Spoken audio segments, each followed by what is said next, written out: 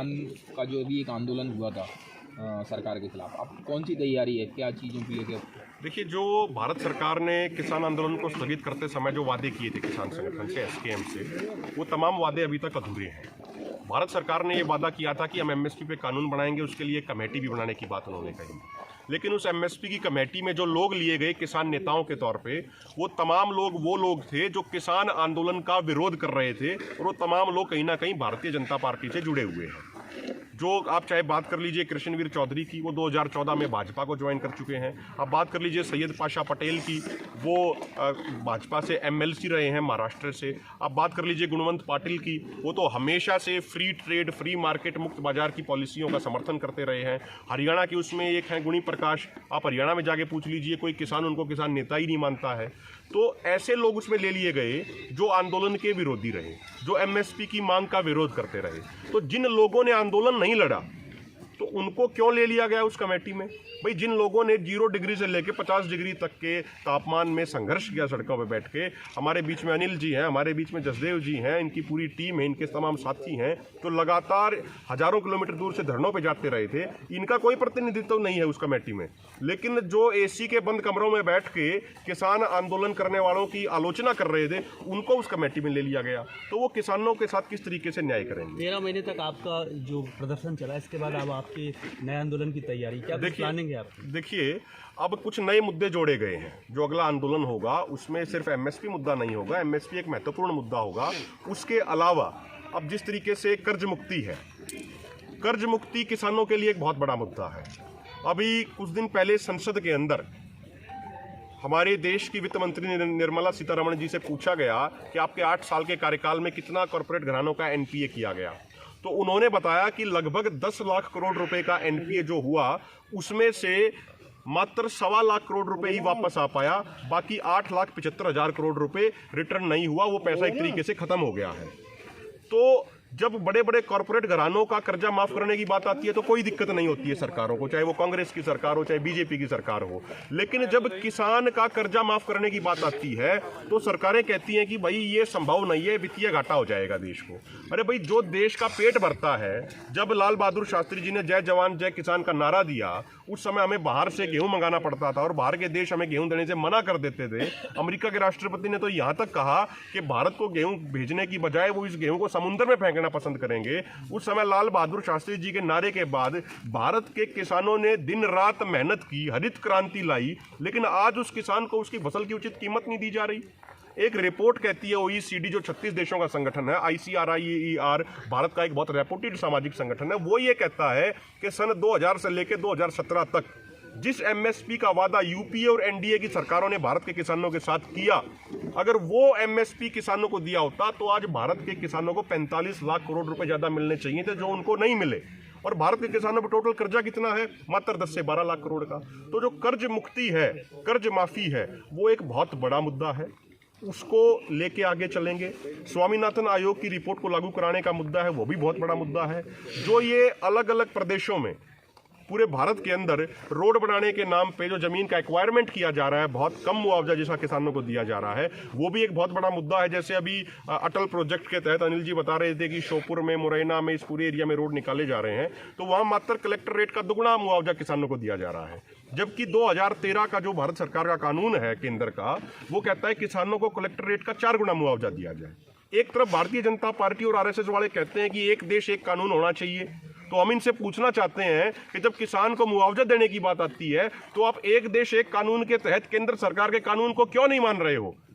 जब मध्य प्रदेश की सरकार को केंद्र सरकार का कानून मान के किसानों को 4 गुना मुआवजा देना चाहिए, लेकिन ये अपना कानून बना रहे हैं और सिर्फ 2 गुना मुआवजा दे रहे हैं। अभी कई प्रदेशों में इस साल 2023 में चुनाव होना है, 24 में लोकसभा के चुनाव होने हैं, तो क्या इसमें कोई भूमिका रहेगी? क्या चुनाव लड़ेंगे ये संघ? देखिए, हम चुनाव से लाखों कोस दूर हैं। चुनाव से हमारा कोई लेना देना नहीं है। हम गैर राजनीतिक सोच के साथ चुनाव आंदोलन लड़ेंगे, गैर राजनीतिक सोच के साथ पहले आंदोलन लड़ा था और चुनाव से दूर रहेंगे। आपने 13 महीने तक चले आंदोलन को देखा। जो आंदोलन 13 महीने तक चला, उसमें हमने किसी भी राजनीतिक पार्टी के व्यक्ति को अपनी स्टेज के नजदीक भी नहीं आने दिया। ऊपर चढ़ने की तो बात दूर है। और उसकी वजह से एक बहुत मजबूती आई आंदोलन में। पूरे देश में ये संदेश गया कि भाई ये किसान अपनी मांगों पे बैठे, इनका कोई राजनीतिक एजेंडा नहीं है। और हकीकत भी यही थी, हमारा कोई राजनीति से लेना देना नहीं है। जहां तक बात चुनावों की है, जो पार्टी जैसा काम करेगी वो वैसा भरेगी।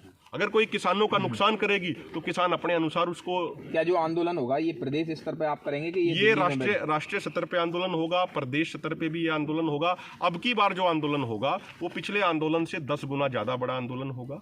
और उसी के लिए हम जगह जगह जाके, अभी जैसे हमारी फरवरी के पहले सप्ताह में एक हरियाणा में बहुत बड़ी पंचायत है, पंजाब में बहुत बड़ी पंचायत है, राजस्थान के हनुमानगढ़ में बहुत बड़ी पंचायत है, तो उसका निमंत्रण देने भी हम मध्य प्रदेश के साथियों को आए थे। कब से ये शुरू होगा? ये फरवरी के पहले सप्ताह में कार्यक्रम है। जैसे हरियाणा में आंदोलन का देखिए, आंदोलन का अभी एक पूरी राष्ट्रीय मीटिंग बुलाई जाएगी। राष्ट्रीय मीटिंग में सबसे चर्चा करके, विचार विमर्श करके फिर तारीख रखी जाएगी, क्योंकि उसमें पूरे। उससे पहले क्या सरकार से आपका दल जो जाके बात करेगा क्या इसको? देखिए, आंदोलन शुरू करने से पहले या अभी बात हुई है आपकी? अगर सरकार बातचीत के लिए बुलाना चाहेगी तो हम बातचीत के लिए तैयार हैं। ना तो हम पहले कभी बातचीत से भागे थे, ना आगे हम बातचीत से भागेंगे। लेकिन सरकार अगर हमें निमंत्रण देगी, बातचीत के लिए बुलाएगी, तो ही बातचीत होगी। 13 महीने का आपका आंदोलन चला था। मध्य प्रदेश के बहुत सारे किसानों की उसमें दुखद मृत्यु हुई थी। कई किसान ऐसे जिनको अभी तक मुआवजा नहीं मिल पाया है। देखिए, जो आपने ये बिल्कुल एक बहुत रीजनेबल सवाल उठाया है। मध्य प्रदेश से जो एक किसान शहीद हुए थे वो ग्वालियर से सुरेंद्र सिंह सिद्धू जी थे। तो उनके बेटे कपिल सिद्धू जी कल यहाँ जो कार्यक्रम हुआ, किसान संवाद कार्यक्रम, उसमें आए भी थे, वो शामिल भी हुए थे। और आज हम ग्वालियर ही जा रहे हैं उनके पास। तो उनका यहाँ पे पूरे समाज ने, पूरे छत्तीस बिरादरी के भाईचारे ने इकट्ठा होकर उनका सम्मान भी किया। और ये बड़े दुखद बात है कि जब केंद्र सरकार के साथ हमारी बातचीत हो रही थी आंदोलन को सस्पेंड करते समय, तो केंद्र सरकार ने जो लेटर हमें दिया था, उस लेटर में ये साफ लिख के दिया था कि हमने तमाम राज्य सरकारों को ये आदेश दे दिए हैं कि वो शहीद किसानों को मुआवजा दें। तो हरियाणा और पंजाब में शहीद किसानों को 5-5 लाख रुपए का मुआवजा मिला है। लेकिन मध्य प्रदेश में जो किसान सुरेंद्र सिद्धू जी ने जो अपनी कुर्बानी दी, जो अपनी शहादत दी, दुखद बात यह है कि मध्य प्रदेश सरकार ने अब तक उनको 5 लाख रुपए की आर्थिक सहायता नहीं दी है। तो जो मुख्यमंत्री शिवराज सिंह चौहान जी अपने आप को किसान हितैषी बताते हैं, वो कोई इन्वेस्टमेंट सबमिट करते हैं तो वहाँ पे लाखों करोड़ों रुपए खर्च हो जाते हैं। तो क्या एक शहीद किसान को 5 लाख रुपए उनको नहीं देने चाहिए थे? सवाल 5 लाख का नहीं है, सवाल एक किसान की इज्जत का है, सवाल किसान के मान सम्मान का है। तो हम तो आपके माध्यम से ये रिक्वेस्ट भी करेंगे मध्य प्रदेश शासन से, मध्य प्रदेश सरकार से, कि वो जल्द से जल्द इस बात की गंभीरता को समझते हुए आदरणीय स्वर्गीय सुरेंद्र सिंह सिद्धू जी के परिवार को 5 लाख रुपए की आर्थिक सहायता। एक अंतिम प्रश्न है कि जो आपका अगला आंदोलन हो रहा है, ये संयुक्त किसान मोर्चा के बैनर तले होगा या फिर?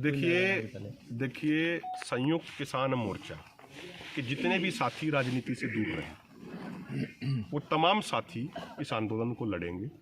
और मैंने पहले भी जैसे आपको कहा, पहले जो आंदोलन लड़ा गया था वो किसान समाज ने अपनी ताकत के दम पे लड़ा था।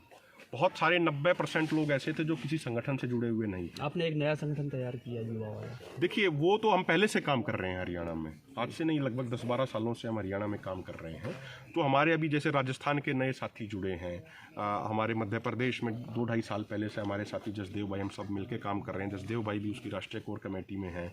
आज राजेश रघुवंशी जी को संभाग की जिम्मेदारी दी गई है। अपने चंदू भैया हैं, उनको हमने प्रदेश स्तर पे प्रवक्ता की जिम्मेदारी दी है। तो संगठन पहले से काम कर रहे हैं, लेकिन ये जो SKM नॉन पॉलिटिकल है, उसी के तहत ये सारे संगठन उसके अंडर में आते हैं।